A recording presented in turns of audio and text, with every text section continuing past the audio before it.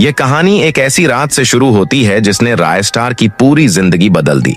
रायस्टार और अज्जू भाई खेतों के पास खेलते खेलते गांव के पास वाले एक पुराने कच्चे जंगल की ओर चले गए। उस जंगल के बारे में गांव वाले कहते थे कि रात में वहां कुछ अजीब सी आवाजें आती हैं, पर दोनों बच्चे डरने वाले नहीं थे। खेलकूद में उन्हें पता ही नहीं चला कि अंधेरा कैसे छा गया। अज्जू ने धीमी कांपती आवाज में कहा, चलें रायस्टार, अब चलकर घर लौटते हैं। पर जैसे जैसे वे घर लौटने की राह पकड़े, झींगुरों की तेज टन-टन और सूखी पत्तियों की सरसराहट ने माहौल कंपकपा देने वाला कर दिया। अचानक किसी गहरी गुर्राती हुई आवाज ने हवा में गूंज फैला दी, किसी बड़े जानवर की तरह। दोनों डरकर रुक गए। थोड़ी रोशनी में एक लंबा सा साया दिखा। एक भयावह भेड़िया सामने खड़ा था। उसकी आंखों में अजीब सी चमक थी। वह तेजी से अज्जू को अपने पंजों में दबोच कर उठाकर एक झटके में कंधे पर डालकर अंधेरे में घुस गया। रायस्टार चिल्लाया और पलट कर दौड़ पड़ा। गांव पहुंचते ही उसने सब बात माँ बाप को बताई। वे दोनों तुरंत जंगल की ओर भागे।